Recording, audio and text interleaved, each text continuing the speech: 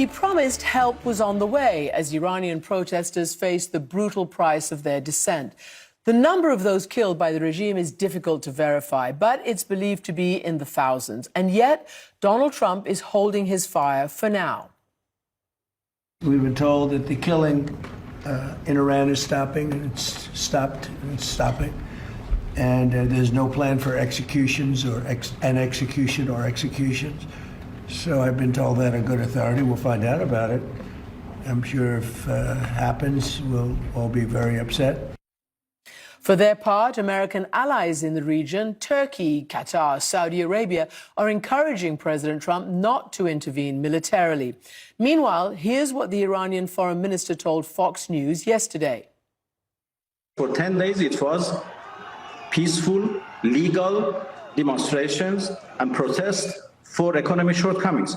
But after that 10 days, for 3 days, we had completely different story. A terrorist operation, when terrorist elements led from outside, entered this, protests, they wanted to increase the number of deaths. Why? Because President Trump has said that if there are killings, he would intervene. And they wanted to drag him into this conflict. And that was exactly an Israeli plot. So that's the position of the regime. So has this uprising been crushed, and what comes next?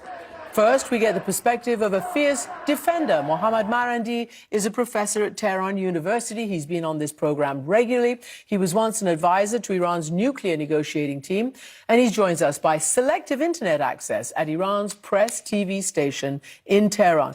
Mr. Marandi, welcome to the program. So let me ask you something. You heard what President Trump said, that he's heard that there are no more killings and that there will be no executions. So that is what Foreign Minister Araghchi told Fox News yesterday. Do you think that he told, Trump and the administration via Fox or otherwise that in order to head off military intervention? No, he was telling the truth. And I believe your framing is completely inaccurate. And Iran is not a regime. You do not call Saudi Arabia or the Emirates, which are family states. Anyway, do you know what, Mr. Marandi? You don't call them regime. My show, I will use the terminology. I'm just trying to ask you some questions. I understand your position. Have the protests been crushed? No, that's another framing that you're using. There were no protests that were crushed. On the first 2 days after the currency dropped, and it was American manipulation in neighboring countries that brought down the currency, 30 to 40%. And we had protests on the streets, and I know you know this, and there were no arrests, and no one was harassed. Not like in the UK, where people who hold placards against genocide are arrested, or in Germany, where they wear keffiyehs in sympathy to the Palestinians and they're battered on the streets. There were no arrests.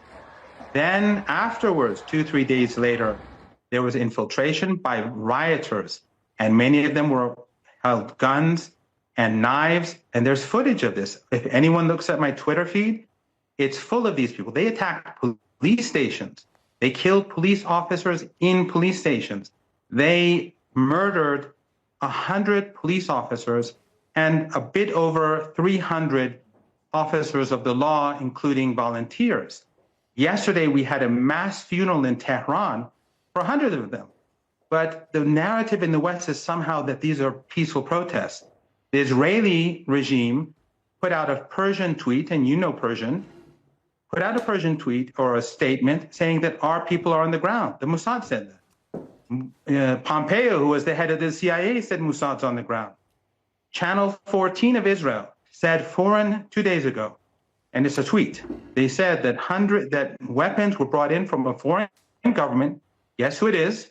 And that's why hundreds of officers in Iran were murdered. The Israelis are saying this, but somehow Western media is all ignoring it because it's disrupting this fake narrative Okay. that these were just peaceful protesters. Mr. Marandi, you have already said that there was, and so did the foreign minister, many days, I think he said 10 days of peaceful protest. We have reported what you've said. Indeed, we have. We also have footage, as you've seen, that's come in when there's chinks in the internet blackout. Footage from, let's say, Abadan in Khuzestan province, which shows Iranian forces firing on protesters. I do have to say that CNN couldn't verify the exact date, but the video took place in the last few days or last week. As you mentioned, there have been funerals for 100 security forces at least, but also we've seen body bags of actual protesters being gathered in various morgues and people coming to pick them up, families of protesters. So are you denying that your own forces, in their crackdown, have killed any protesters? My forces? The Republic's forces. What you are doing is negating the truth. Many of those corpses were police officers. Many of those corpses were people murdered by these people. A woman in a clinic, they burned down a clinic, and a young nurse inside burned to death because of them. 2 young men in a mosque, they were surrounded, and they kept throwing Molotov cocktails inside until they died. They shot a 3-year-old girl. They shot so many people, and they were shooting the police from the crowds. There's a lot of footage of this, and you can see it because I posted some of them online, and so have many other people. We've seen some of that. But this doesn't fit with the Western narrative. It's not about fitting with the narrative. I need to ask you whether you admit, after all the bloodshed, all the testimony that we've had from people who've left Iran, all the doctors' testimony, which I'll play in a moment, do you admit that many protesters were killed? No, don't say admit, Christiane. I'm truthful, and the CNN is not truthful. Oh, don't say that CNN is now. the side that supported the genocide in Gaza. Oh, don't say that now. Don't frame it Don't like say that. that now. CNN I'm going to ask you genocide. about... Please do not say that. Don't frame the question that way. Okay, let me tell you then. Okay, so tell me, do you agree? Go ahead. The rioters and the police were shooting at each other. And people, innocent people in the middle, were also hit.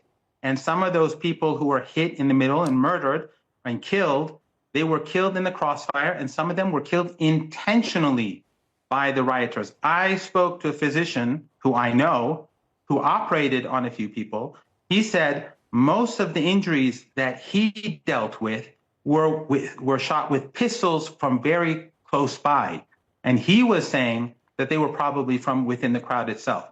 And why did they want to do this? It's exactly as the Iranian foreign minister said. Who needs this war? The Israeli regime. This whole process of the currency manipulation, and then the riots, and then suddenly you have this consensus in the United States and the West to help the Iranian people. If you want to help the Iranian people, end the sanctions. Stop strangling people in Iran and Cuba and Venezuela and elsewhere. If you want to help the Iranian people, don't help the Israelis bomb the country and bomb Gaza and bomb Iran.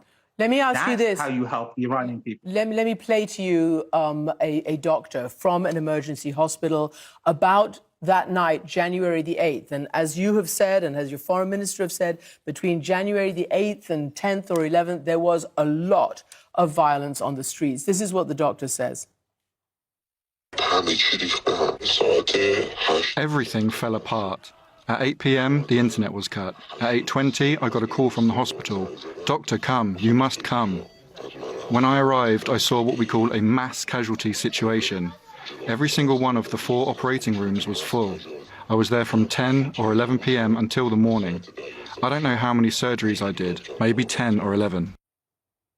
And as you know, doctors and other health officials have said that there was, real stress on the health services. And even state television reported that, they reported that several thousand people had been killed in this entire and injured in this entire demonstration. Well, it was said, and we reported it. The Iranians have never said that several thousand people were killed. Reuters, they just make things up. They have not announced the numbers yet. They probably will soon. But as I said, most of the people killed were either from the police or officers of the law or volunteers, for people who were killed in the crossfire. But Christian, one final point that I want to make to you, and that is that the United States and those in the West, their narrative on Iran is clear as day. It is to antagonize the country and to carry out a policy that the Israeli regime wants. Okay, let me just... And if there is war, have no doubt that oil and gas supplies in West Asia will come to an end. And that will change the lives of people across the world. And those people who carried out the war and those who support it, people in their countries will go and seek after them. Let me drill back down to what started these protests, which was, in the words of all your leadership, legitimate protests against economic shortcomings and the collapsing currency. Now, you've just blamed Israel and the United States for that. But your President Pezeshkian, said when this all happened, don't go after the USA or blame anyone. It is we who must properly manage our problems. It is we who must find a way to solve problems. This is what he said at the beginning of these protests, and he fired the head of the central bank. The Supreme Leader also said that he understood and accepted that there were problems with the economy. He threatened rioters, but he said, so why do you say the outside world conspired to collapse the currency when your own leaders are saying that they have to do a better job to reach and meet people's needs? No, Christian. What First do you of mean, all, no, it's not Christian? the outside I'm world. quoting you. I'm quoting you. Well, listen to my answer. It's not that. You're not the outside world. The West is not the outside world. The West is a minority, and the rest of the world is disgusted with what the West has done in Gaza. So it's not the outside world. But when it comes to Iran and Iranian leaders saying that we have to fix things in the country, of course they do. They have a responsibility. But the president has repeatedly said that the United States is waging war on us. You're taking one part of what he says and erasing another part, or one part of what the leader says and erasing another part. There's no doubt that the United States and its allies have been strangling the Iranian people, ordinary people, for decades now. There's no doubt about that. All right, let me ask you. And the Iranian government is struggling to overcome. And that is why Iran is moving and joining BRICS, the Shanghai Cooperation Organization, and other organizations, because the West is waging economic warfare and the Iranians are looking for solutions. The country has many problems. But this did not begin with the protests. Okay, it began with the currency manipulation. Okay, you say that. Your president says something else. I'm not misquoting him. But what I want to let me ask you a question, because this is one of the big problems, and that is the internet blackout. Clearly, people like yourself, the leadership, they're busy posting. They can talk when they want. Foreign Minister Arakchi did a 30-minute interview with American television yesterday. It was a very good line. We cannot see what's going on, and the Iranian people can't get their information out. So I wonder why that is. And I also wonder why, or whether you think, because there have been several uprisings over the last 20, 25 years, and each one of them has been put down. And I wonder whether you ever wonder whether the Republic can actually keep existing on the back of these crackdowns. Has it lost its legitimacy? No, Christian. There's no crackdown. The Iranian people are actually among the most politically aware in the world, because there's a Persian media empire in the West that's antagonizing Iran day and night, 24 hours a day, which you know very well. Billions of dollars are spent on it a year. In Iran, on Monday, you forgot to mention that millions of people came to the streets in Tehran and millions of others in other cities in protest against the rioters and against the terrorists and in support of the Islamic Republic of Iran. Why did up to 3 million people come to the streets in Tehran? Why? It was live coverage. It was rolling coverage on multiple channels. Al Jazeera English was there. RT was there. We showed it. CPN was there. Turkish media. Yeah. So we showed it. We didn't do hours of live coverage, but we definitely showed all it. These, is that ocean of people, are they ignorant about what goes on in Iran, or they know the reality is different from the narrative produced in the West? Why, by the way, did they shut down the media? It's very obvious. Because these were not spontaneous riots. As soon as they shut down the media, when the violence was very high, it began to swiftly die down because these people were coordinating with intelligence services abroad. And when they lost communication, the whole thing went out. And on Saturday evening, there was almost nothing. And since then, it's been quiet. But there's also a second reason. All right. Okay, I've got to move on now. Because of the threat of a U.S. strike, the Iranians want to make sure that the Americans at this moment have, as the Trump regime, have as little information as possible about Iran's military. Okay. So the country is, for the most part, offline. And I don't have. All right, Mr. Morandi, I get it. As you know, I know you're a press TV. I know. But there is internet. I know. But for those who are allowed to speak out, there is internet. Anyway, you've made your point. I appreciate it. I'm going to move on now. Thanks for joining us from Tehran, Professor Marandi.